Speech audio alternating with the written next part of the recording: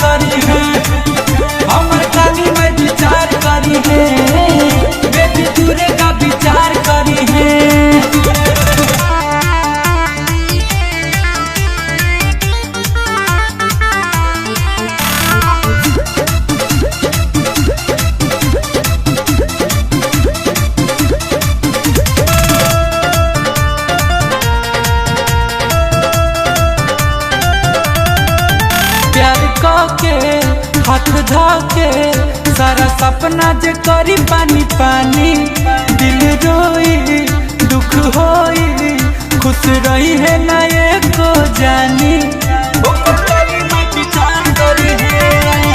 प्यार के हाथ धाके सारा सपना जे करी पानी पानी, दिल रोई दुख होई खुश रही है ना एको जानी।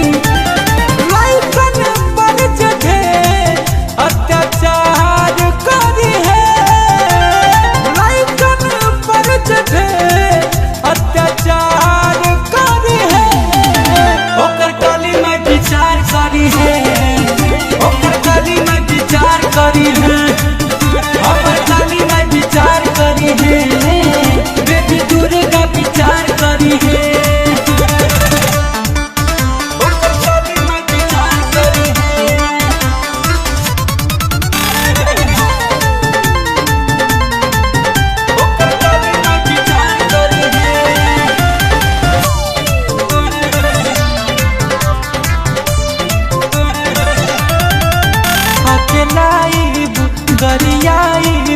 रोशन विश्वास के जैसा तई है मारू गुंजन प्रियांशु कहे जिंदगी भर कुंवार रह जाई है। प्यार में धोखा नहीं अकेलाई गोरियाई रोशन विश्वास के जैसा तई है मारू गुंजन प्रियांशु कहे जिंदगी भर कुंवार रह जाई है। सोचल हमर सपना जे बेकार कर